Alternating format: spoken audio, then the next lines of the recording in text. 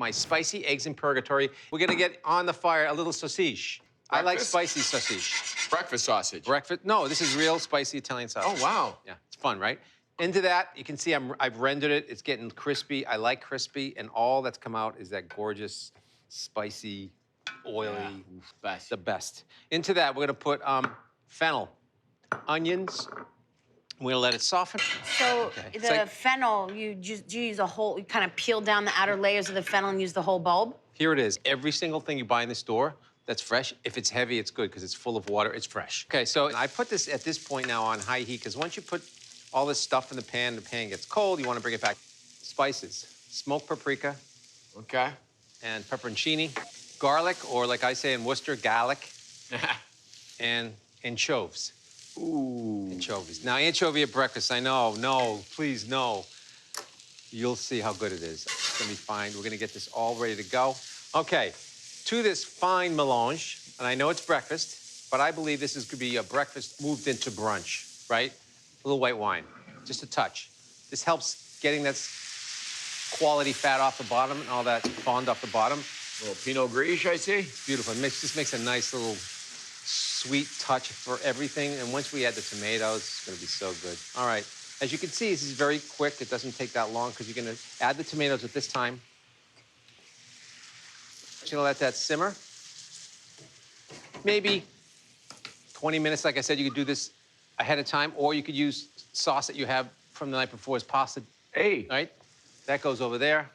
I mean, might bake that whole thing in the pan, stick it in the fridge, pull it out, heat it Got up, it. add the eggs. No? I love that. Okay, so this is cooked for about 10 or 15 minutes. We're gonna add parsley and the capers. Really important, this step. I mean, I love capers. Okay, so we're gonna warm this up. Don't blast these in the oven. These take a little bit more time than you think, just because you don't want them, you gotta have the egg cooked runny. Yeah. A little secret when you're making eggs in purgatory or you're making poached eggs, crack them ahead of time so you don't have to worry about getting shell in it or if it breaks. And what I like to do is, when I crack an egg, I always use the board. I don't go like this on the edge, because if you dent the edge of this, what happens is the shell can go into the egg. Yeah. It's bacteria. So, open, out, done. You can also check. This is a great way to check to make sure your eggs are good. You don't want to crack the egg right on Nope. there. Right here. So I got 4. I'm gonna lower this a little bit. I'm just gonna actually touch the mold to the bottom to imprint the tomato into the bottom of the mold so it helps the egg stay right where it's supposed to be, thus creating more work to clean dishes. Okay. Yeah, but you could reuse Yes. the same bowl over and over So again. see how right? pretty that is? Touch of salt and pepper. I mean, this is the ultimate brunch dish, you know? I mean, this is really bridging look at that. gap between many. And let's do a drive-by. Want to do a drive-by for me? might Yeah, I help. want a nose bath. I'll drive by. I was a little nervous. Oh my God! So it's bubbling. It's bubbling. You've got You've got to momentum. do it. And basically 300 degrees, maybe 20 minutes, check it. And what I like to do is that if it's almost done, I turn the oven off and let it just hang out. It'll cook. There's a lot of heat there, especially because it's cast iron.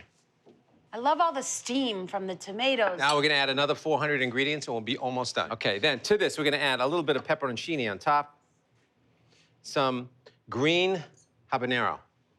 Green habanero. Green habanero. I like the That's- green because look at that translucent, gorgeous, luminous green on top of the egg. They have taupe habanero. It looks beautiful, right? Some fresh parsley, or in this case, you could substitute this for tarragon, which is great with eggs.